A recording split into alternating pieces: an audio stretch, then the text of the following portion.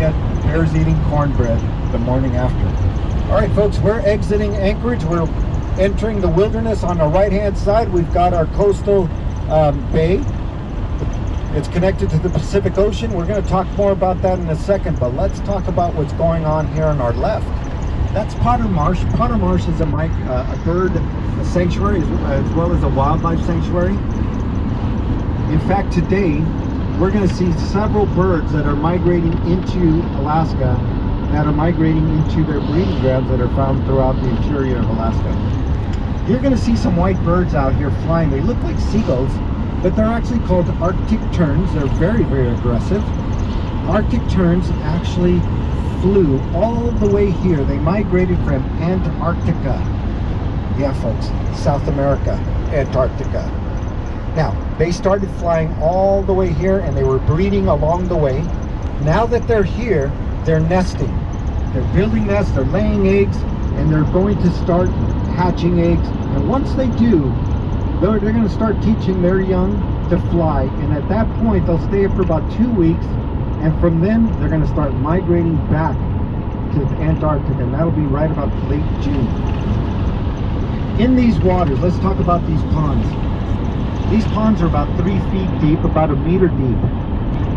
And inside those ponds, that's pure fresh water. Inside those ponds are millions and millions and millions of tiny little baby salmon.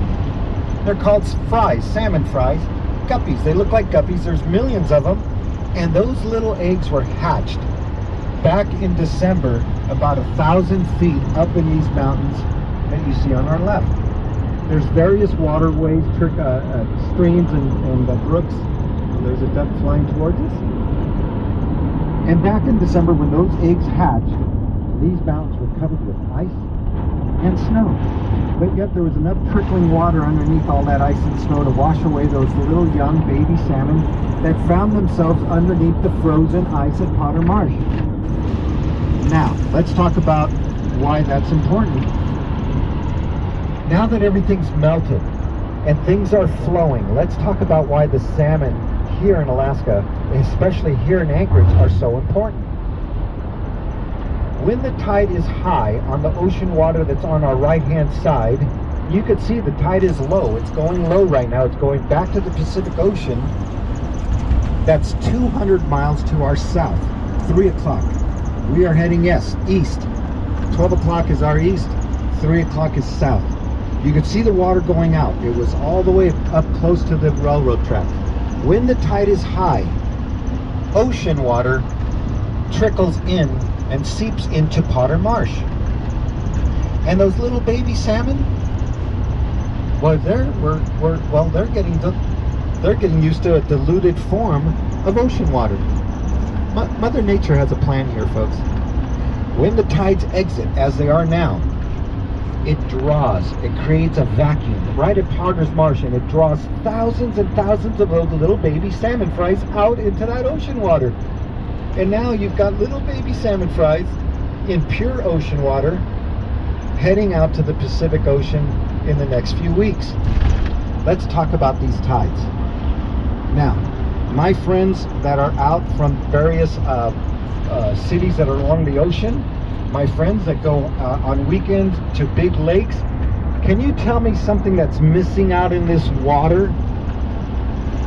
Yeah, that's right, boats. There's no boats out there, and there's a reason. The tides are just too strong. These tides here in the Turnagain Arm, this bay that we're going to be driving on, the Turnagain Arm, they're the second most fluctuating tides in the world. In fact, today, 32 feet of ocean water is going to disappear in 6 hours. Now, let me just qualify that a little bit better.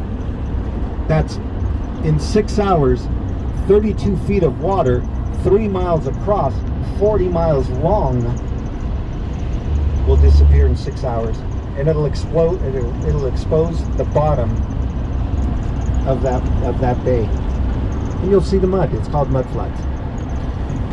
So the reason it's so dangerous, I don't care how many motors you have on your boat. I don't care if you're a speedboat, jet boat, whatever boat. you are going to be rudderless. The whole body of water is moving. You might feel like you're steering, but you're literally going backwards. All right, let's look for some whales, folks, because this is the time of the year that the whales start returning. And what I'm looking for are beluga whales. Now, beluga whales are pure white. Let's talk about them. Beluga whales are not very, very big. They're a little bit larger than dolphins. They're pure white, and that's what beluga means in Russian. White. And they're out here feasting. Now, whales have to breathe.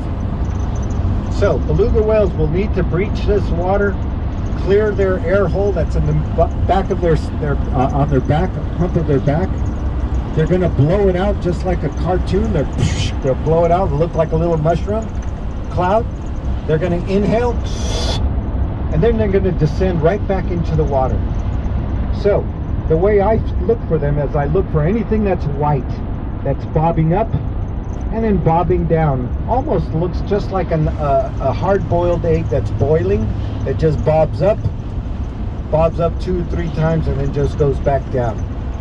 Now I do see some white activity at our 2 o'clock out about quarter of a mile. But folks, that is wind. Those are white caps. And the reason I could tell is that those are more linear, flat, linear, versus round and curved as a whale would be.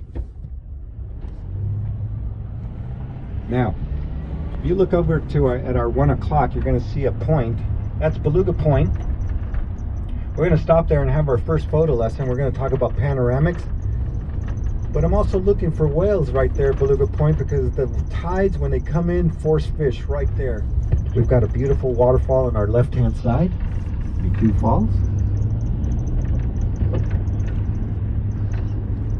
Folks, up on our left-hand side, with the weather the way it is today and how much clouds, we have a good shot of looking at seeing some mountain goats or some sheep that live in these mountains.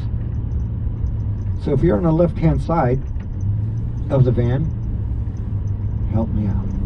Just if you see something that looks like farm animals, white, walking around out there, let us know.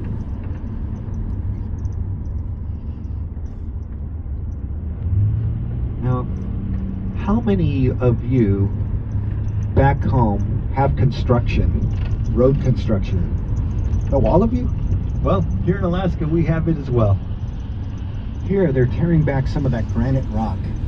The Chugach Mountains are made out of granite rock, you can see, so they're pushing that granite rock back away from the road to not have rock slides and rocks fall on people that are driving on this highway. All right, now that we're through this, I can assume that there's not going to be any sheep by all of that noise. But about here, we might be able to start seeing them. All right, so we've got Beluga Bay at our 1 o'clock. This little bay here, this little cove, as the tides come in, force fish right into that little cove. And the beluga whales come in here and they gorge on them, and I just don't see anything white, but we're going to still keep looking throughout our drive. 40 miles is a long distance to find whales. Now, as I mentioned, beluga whales are very small. They're about the size of the dolphins. And so trying to find a whale way across over on the other side of this water is going to be tough. Now, earlier I mentioned that mountain range on our left-hand side was the Chugach mountain range, and that's still true. But that mountain range is actually a peninsula. It's called the Key Nine Peninsula. And let me remind everybody, a peninsula is a land mass with ocean on 3 of its sides and connected to a mainland. And we're driving on that mainland. All right, folks, we're going to have our first photo lessons here at Beluga Point. If you'll get your smartphones out, put your setting onto Pano if you're on an Apple, and Panoramic if you're on an Android.